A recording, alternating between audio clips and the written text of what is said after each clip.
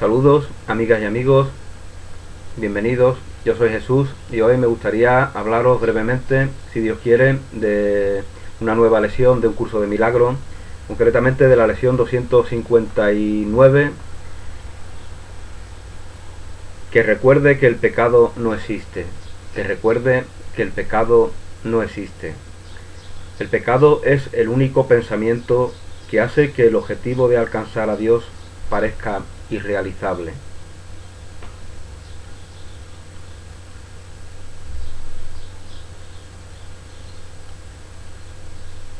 El pecado es, por lo tanto, un pensamiento que emana de una mente que se imagina separada de Dios, de la plenitud, de la integridad, de la santidad. Y ese pensamiento nos impide reconocernos en Dios. Y ese pensamiento nos informa de que es imposible que se dé ese reconocimiento. Y cuando hablamos de Dios, como ya comentábamos en algún vídeo, hablamos de la plenitud, de la integridad, de la consumación, de la perfección, de la belleza, de la felicidad, de la dicha, es decir, de todo lo que no se da bajo una mentalidad de separación, de carencia, de escasez, que pretende improvisar una plenitud, una integridad, una felicidad, una consumación en base a agregarse, a adiccionarse elementos que considera ajenos a sí.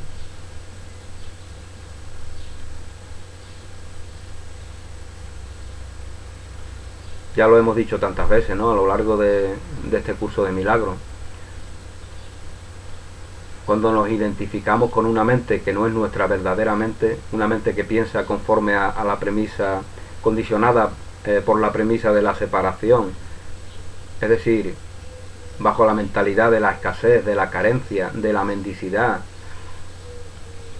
si nos identificamos con esa mente que no es nuestra verdadera mente, pues lógicamente todo lo que está conforme con nuestra verdadera mente no es reconocido y parece una ilusión, parece un sueño, y por eso la vida eterna, por eso la plenitud, la integridad, por eso el paraíso en la tierra parece solamente una ilusión, porque efectivamente así es para esa mente segregada, para esa mente separada, para esa mente que no se acepta en la unidad. El pecado es el único pensamiento que hace que el objetivo de alcanzar a Dios parezca irrealizable. ¿Qué otra cosa podría impedirnos ver lo obvio o hacer que lo que es extraño y distorsionado parezca más claro? La mente separada, la mente segregada, la mente que permite que el miedo sea su motor, determine sus emociones, determine sus pensamientos, determine sus relaciones. Esa mente crea una realidad en la cual nos desenvolvemos como si fuera la realidad única, la natural, y como si no pudiéramos salir de ella. En ese mundo inventado, desde ahí nos parece que los que son buenos, los que son santos, los que son inocentes, los que son creativos, los que son libres, o bien nos parecen tontos, o bien nos parecen necios, o bien nos parecen ilusos, o bien nos parecen personas que no están informadas de la verdad de la vida, que es dolor, que es sufrimiento, que es esfuerzo, que es sacrificio, que es ambición, que es combate, que es lucha, porque eso es lo que nos parece desde una mente separada, segregada. En el mejor de los casos, a los inocentes, a los creativos, a los libres, en el mejor de los casos les tiramos unas florecitas de adulación, siempre y cuando no nos perjudiquen, no nos ataquen, o creemos que no nos ataquen, y siempre comparándolos con el mundo, ¿no? Porque lo que queremos, con el mundo que creemos que es, como aparenta serlo, bajo la idea de la separación. Mira esa gente buena, esa gente santa, esa gente creativa, son las excepciones a un mundo de dolor, de egoísmo, de fanatismo, de hipocresía. Los elegimos a los inocentes, a los santos, a los libres, a los creativos, en lugar de para recibir sus enseñanzas de plenitud, de amor, de integridad. En lugar de elegirlos para ello, los elegimos para contrastarlos con ese mundo en el cual creemos. Mundo de dolor, de sufrimiento, de esfuerzo, de sacrificio, de egoísmo, de ambiciones, etcétera, etcétera. Mundo donde todo empieza y todo termina. Mundo donde manda la muerte. Mundo donde el miedo es el motor que determina toda nuestra realidad. Y los elegimos a ellos, a los que pueden ser nuestros grandes maestros. Los elegimos para seguir permitiendo que un falso mundo nos siga proveyendo de unas falsas enseñanzas que están conformes con ese mismo falso mundo.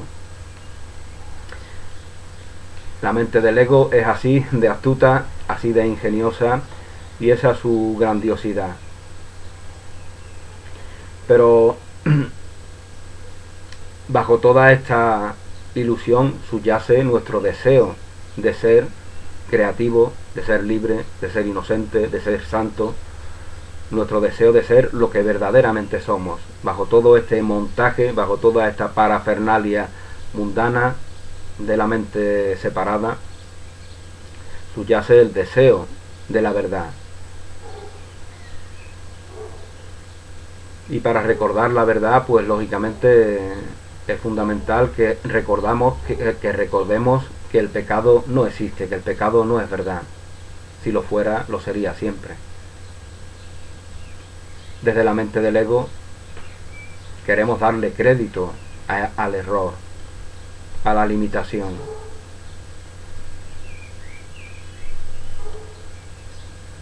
Porque si llamamos al pecado error y seguimos interpretándolo de la misma manera, prácticamente no hemos avanzado nada.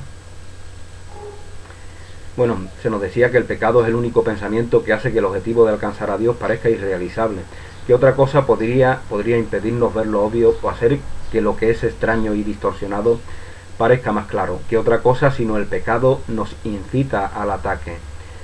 ¿Qué otra cosa sino el pecado podría ser la fuente de la culpabilidad y exigir castigo y sufrimiento? El interpretar el pecado como algo verdadero, lógicamente condiciona que tengamos fe en un infierno y encima que sea eterno, ¿no?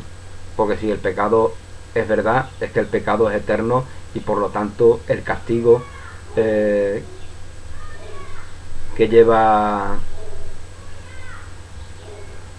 el castigo connatural con ese mismo pecado tiene que ser también eterno. Ahí la condición humana inventa un infierno y no hace falta que nos muramos para estar en él. Ya en este mundo de separación nos desenvolvemos como si estuviéramos en el infierno. El sufrimiento, la ambición, la depresión, la tristeza, todos los deseos que concibe ese motor que es el miedo, ya nos determina, ya nos condiciona a vivir nuestra vida, este paraíso natural que no ha sido reconocido, ya nos condiciona a convertirlo en un infierno permanente. Y así será, así es, hasta que no proclamemos que el pecado no existe, es decir, que la obra de Dios es santa, perfecta, íntegra y que no tiene ningún tipo de mancilla.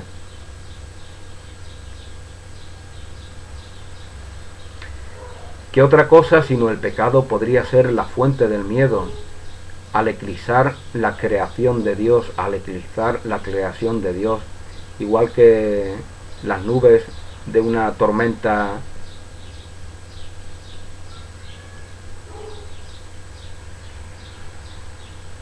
muy cerrada, eclipsan al sol, pero el sol sigue íntegro, ¿no?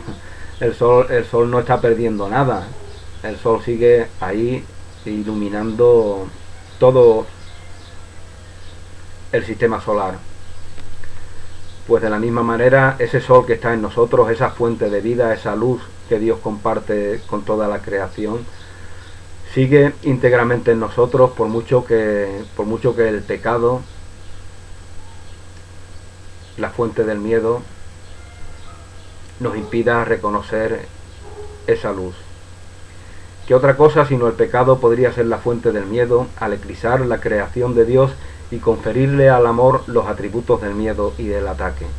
Una vez que hemos creado, fabricado, inventado, concebido ese mundo falso, ilusorio de la separación, cogemos, robamos todos los elementos de la verdad, el amor, la belleza, la libertad, el poder, la creatividad, la inocencia, y los adaptamos a nuestro falso mundo. Eso es lo que se hace en un mundo de separación. Eso es lo que se hace en un mundo en el cual somos movidos por el miedo, en el cual una mentalidad de escasez, de carencia, es la que determina la realidad en la cual nos desenvolvemos.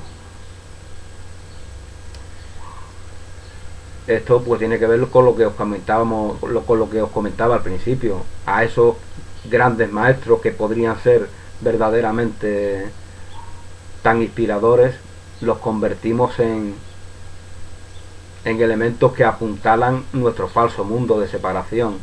Por lo tanto, puede venir Buda, puede venir Mahoma, puede venir Gandhi, Teresa de Calcuta, San Agustín, el mismo Jesús de Nazaret,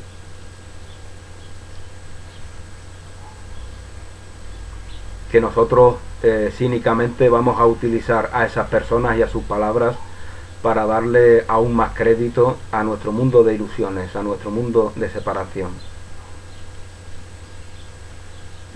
Bueno, pues esta lección tan interesante, que recuerde que el pecado no existe, termina con la siguiente oración. Padre, hoy no quiero ser presa de la locura. No tendré miedo del amor, ni buscaré refugio en su opuesto, ni buscaré refugio en su opuesto. Pues el amor no puede tener opuestos. Es decir, no permitiré que el miedo sea mi maestro.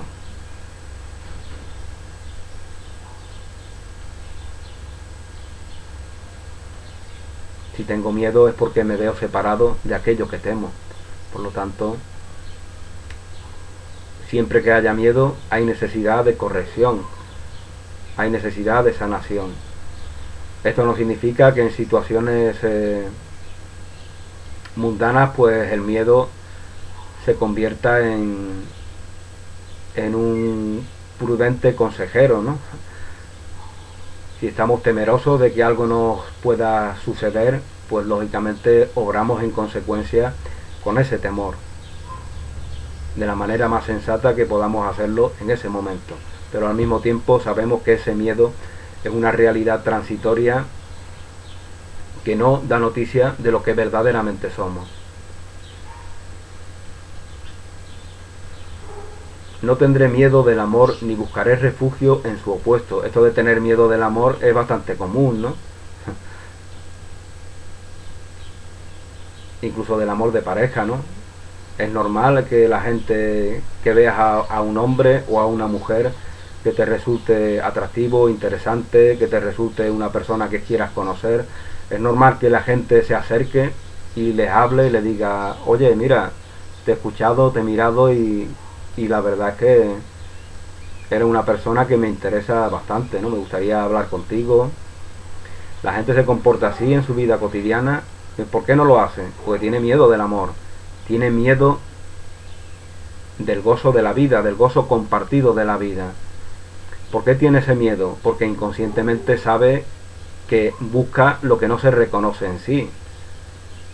Por eso tiene miedo. Inconscientemente sabe que busca lo que no se reconoce en sí. Si se lo reconociera en sí, actuaría de la manera más natural. Y entonces, de la manera más natural, se acerca a esa persona para compartir lo que quiera compartir. En este caso, pues también el miedo nos está informando del error, de no reconocer el amor en nosotros.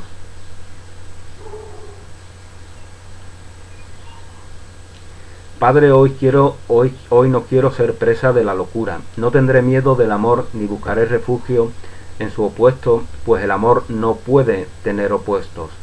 Tú eres la fuente de todo lo que existe. Tú eres la fuente de todo lo que existe. Y todo lo que existe sigue estando contigo. Todo lo que existe sigue estando contigo, así como tú con ello. Bueno, pues una oración muy hermosa y que verdaderamente nos conviene meditar sobre lo que se nos está diciendo. Todo lo que existe sigue estando en Dios. Sin Dios no hay nada. Dios está en todo lo que veo. Dios va conmigo donde quiera que yo vaya. Dios es la fortaleza en la que confío. Dios es la fuente de todo lo creado. Bueno, pues esta es mi reflexión personal para esta lección, para esta nueva lección de un curso de milagros. Gracias por vuestra atención, feliz día, un abrazo y hasta una nueva oportunidad.